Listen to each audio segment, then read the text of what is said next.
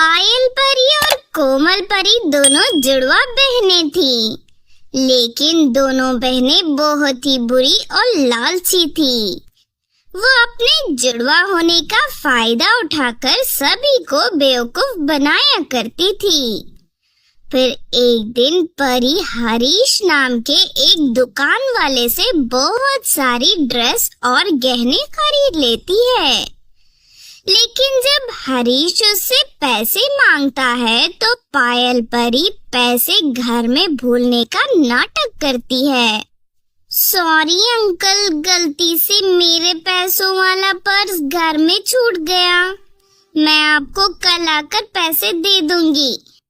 नहीं नहीं, मैं किसी को उधार का सामान नहीं देता। प्लीज अंकल, आज शाम को मेरी सहेली की शादी है, इसीलिए मुझे गहने और ड्रेसेस की सख्त जरूरत है। आप एक काम करिए, मेरी ये जादुई छड़ी अपने पास रख लीजिए, कल मैं आपको पैसे देकर अपनी जादुई छड़ी वापस ले लूंगी। जादुई छड़ी देखकर हरीश पायल परी की बात मान लेता है। फिर पायल परी ड्रेस और गहने लेकर अपने घर चली जाती है, लेकिन अगले दिन वो उस दुकान पर पैसे देने नहीं जाती। अरे वो परी तो अभी तक पैसे लेकर नहीं आई, मुझे तो कुछ गड़बड़ लगती है। तभी वहाँ हरीश की पत्नी आ जाती है। अरे मैंने तुमसे कितनी बार कहा है कि इस तरह किसी भी अनजान परी को उधारी सामान मत दिया करो। अरे उस परी ने अपनी जादुई छड़ी मेरे पास जमा कर रखी है।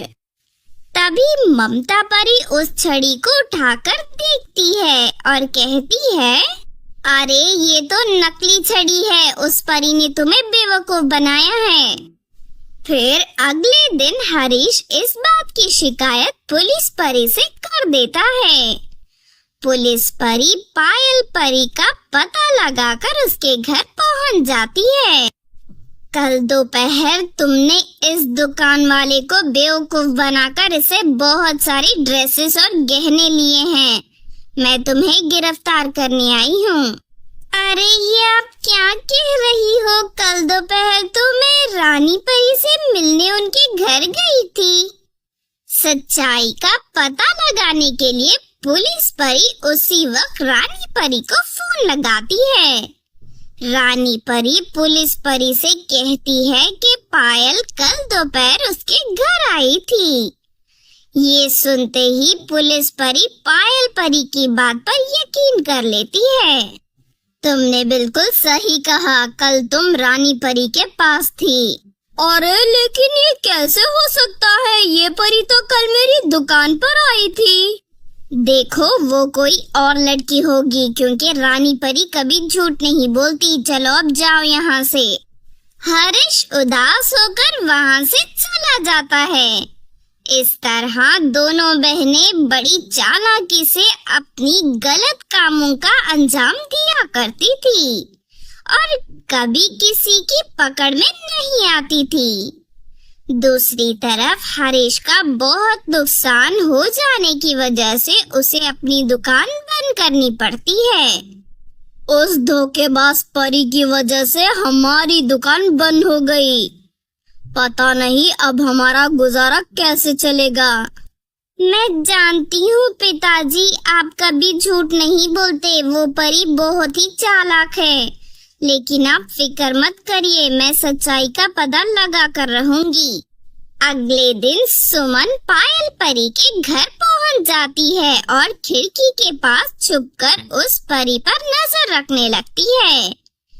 तभी वहाँ पायल की बहन कोमल परी आ जाती है। उन दोनों को एक साथ देख सुमन परी को बहुत ही हैरानी होती है। अरे ये दोनों तो जुड़वा बहनें हैं। अच्छा, तो ये दोनों इस बात का फायदा उठाकर लोगों को लूटती हैं। तभी दोनों बहनें एक बैंक को लूटने का प्लान बनाती हैं। अरे नहीं, ये दोनों तो बैंक लूटने वाली हैं, मुझे कुछ करना होगा। सुमन परी उसी वक्त पुलिस परी को फोन लगाकर वहाँ बुला लेती है और दोनों बहनों के सामने जाकर कहती है, आज से तुम दोनों का खेल खत्म हो गया। मैंने पुलिस परी को फोन करके बुला लिया है। अब सीधी तरह तुम लोग मेरी दुकान के सारे गहने और ड्रेसेस वापस कर दो। तभी वहाँ पुलिस परी आ जाती है। अरे नहीं, इस परी की वजह से हम दोनों का राज खुल गया। चोर चाहे कितना भी चालाक हो, आखिर एक दिन उसकी चोरी पकड़ी ही जाती है। अब तुम दोनों जेल जाने के लिए तैयार हो जाओ। उसके बाद सुमन अपनी दुकान के गहने और ड्रेसेस लेकर वहां से चली जाती है। दूसरी तरफ पुलिस परी दोनों बहनों को पकड़कर जेल में बंद कर देती है। इस तरह सब कुछ ठीक हो जाता है और सुमन के पिताजी की दुकान फिर से चलने लगती है। तो आपने देखा दोस्तों जुड़वा परियों की कहानी। इस कहानी से हमें ये सीख मिलती है कि बुरे कामों का अंजाम हमेशा बुरा ही होता है। अगर ये कहानी आपको अच्छी लगी हो तो जरूर लाइक करें और हमारे चैनल छोटू टीवी को सब्सक्राइब भी कर लें। और हाँ दोस्तों, हमें कमेंट करके जरूर